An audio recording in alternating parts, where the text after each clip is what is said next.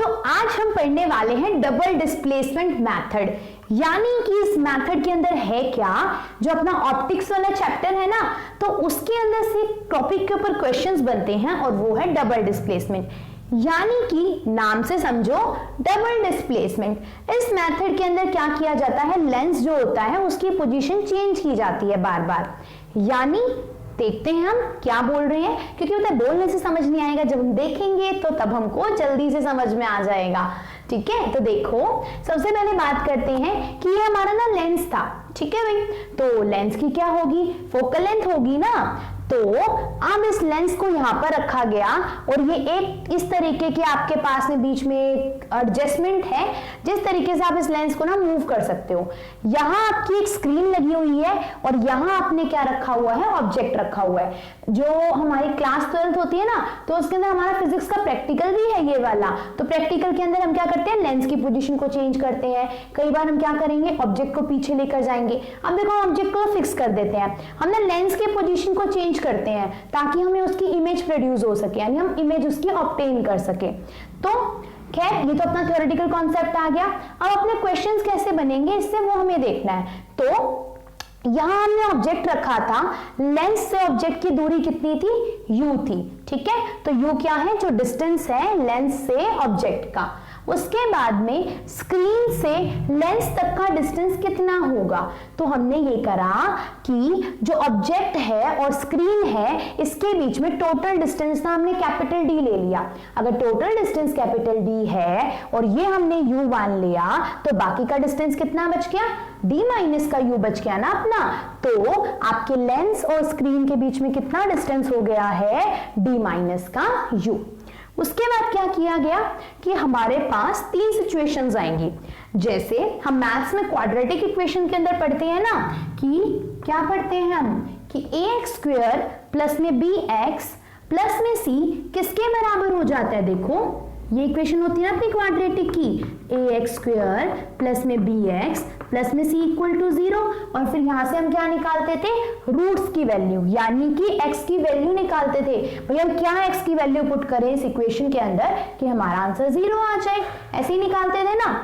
तो हमने यहां पर देखा कि b स्क्वायर माइनस का 4ac रखकर जैसे हम d निकालते थे, यानी कि डिस्क्रिमिनेंट निकालते थे, और अगर इस डिस्क्रिमिनेंट की वैल्यू 0 के बराबर आती थी तो हम क्या मानते थे कि भाई उसके अंदर जो x की जो दो वैल्यूज आएंगी वो क्या आएंगी, बराबर आएंगी, यानी कि 1 रियल रूट होगा हमारा।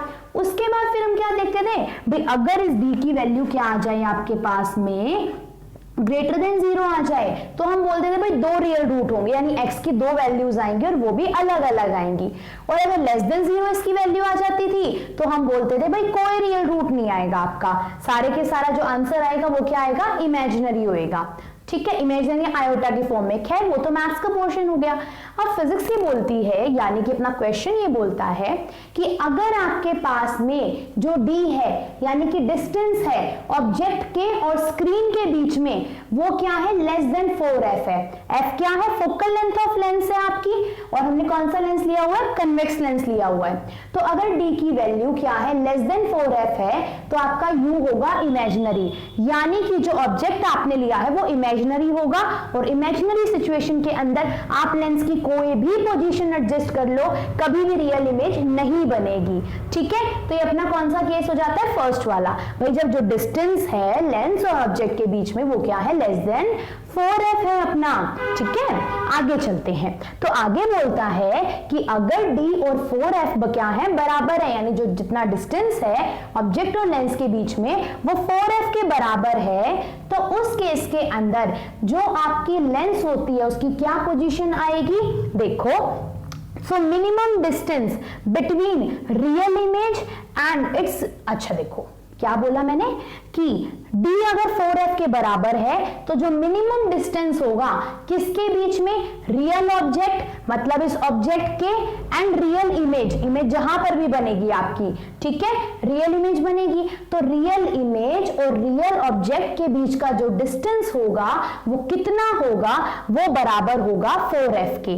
ठीक है, यहाँ पे आप लिख सकते हो अगर d आपका 4f के बराबर है तो चाहे तो आप यहाँ पर ये भी लिख सकते हो कि जो डिस्टेंस होगा किसके बीच में, ऑब्जेक्ट और उसकी इमेज के बीच में, वो किसके बराबर होगा, 4f के बराबर ही होगा, ऑब्जेक्ट और इमेज के बीच का डिस्टेंस, यानी कि v माइनस का u किसके बराबर आ जाएगा, आपका 4f के बराबर। ठीक है, अगर d किसके बराबर है, 4f के बराबर, तो जितना डिस्टेंस होगा ऑब्जेक्ट और उसकी रियल इमेज के बीच में वो भी कितना होगा, 4f के बराबर होगा। ठीक है, आगे चलते हैं। अगर आपके d की वैल्यू ग्रेटर देन 4f है तो उस केस के अंदर आपके पास दो ऐसी पोजीशन होंगी जिस पर लेंस को रखने पर हमें रियल इमेजेस मिलेंगी और दो रियल इमेज मिलेंगी, वो भी अलग अलग। अगर दो रियल इमेज बनी तो यानी लेंस की भी तो दो अलग अलग पोजीशंस होंगी। तो उस केस के अंदर आप ध्यान से देखो कि कौन कौन सी पोजीशंस आ जाएंगी। तो यहां पर मैंने कुछ फॉर्मूलाज लिखे हुए हैं, उससे पहले x क्या है, distance between the two positions of the lens. अगर आपको दो लेंस की पोजीशंस हैं जिन पर दो रियल इमेज हमें मिली होंगी, उनके बीच का डिस्टेंस हमने क्या मान लिया, x मान लिया। सपोज पहले लेंस यहां पर था हमारा और बाद में ये शिफ्ट होकर सपोज हमने नई पोजीशन इसको ये वाली दी, तो इन दोनों के बीच का डिस्टेंस हमने क्या मान लिया, x मान लिया। ठीक है, यहाँ पे तो यहां क्या बोला गया कि x है आपका distance between the two positions of the lenses. तो इस क्वेश्चन में एक क्वेश्चन तो जो मतलब इस क्वेश्चन में मतलब इस वाले कॉन्सेप्ट के अंदर जो एक मेन केस है वो क्या आता है कि आपको क्या बतानी होती है, ऑब्जेक्ट कितनी दूरी पर रखा है। तो उसके लिए डायरेक्ट फॉर्मूला लगता है रूट I1 इंटू का I2, यानी जो I1 इमेज बनी होगी फर्स्ट इमेज और सेकेंड इमेज का अगर आपको डिस्टेंस पता है तो उससे आप क्या निकाल सकते हो कि कहां पर आपने ऑब्जेक्ट रखा होगा। तो O is equal to root I1 into का I2। अगर आपको फोकल लेंथ निकालनी है तो हम क्या करेंगे, फोकल लेंथ का फॉर्मूला हो जाएगा d square minus x square upon का 4d।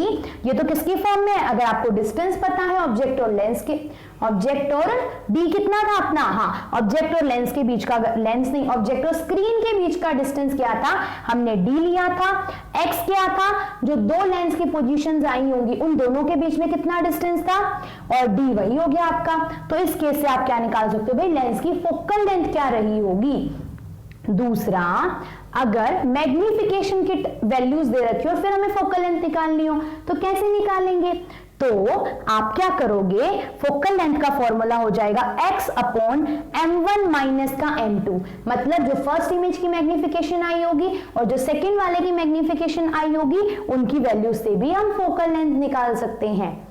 अब एक चीज और हमें देखनी है कि जो m1 और m2 होता है ये बराबर होता है d प्लस में x का स्क्वायर एंड d माइनस में x का स्क्वायर, और इस पूरे का x का स्क्वायर, d प्लस में x अपॉन में d माइनस का x और इस पूरे का होल स्क्वायर।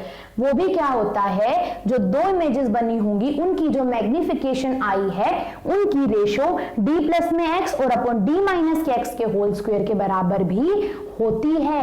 पर ज्यादा क्वेश्चन हमसे क्या पूछेगा, अब देखो मान लिया कि वो आपको मैग्निफिकेशन दे दे, डी क्वेश्चन ने दे ही रखा है भाई ऑब्जेक्ट और स्क्रीन के बीच में कितना डिस्टेंस है, तो पूछ सकता है भाई लेंस आपने कहां पर रखा होगा। तो अगर आपको जो लेंसेज की दो पोजीशन है और उनके बीच का वो डिस्टेंस पूछ लेगा तो हम इस वाले फॉर्मूले से निकाल सकते हैं ना।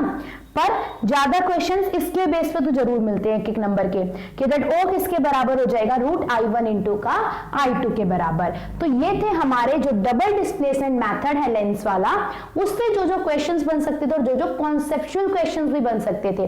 क्योंकि हो सकता है ना वो आपको डी की वैल्यू दे दे और फोकल लेंथ दे दे और पूछ ले कि भाई इमेज बनेगी या नहीं बनेगी, रियल बनेगी या नहीं बनेगी, भाई लेंस की क्या पोजीशन होगी, तो ऐसे भी तो पूछ सकता है ना वो हमसे। ठीक है, तो यहीं पर हम इस वाले मेथड को तो एंड करते हैं। ठीक है गाइस।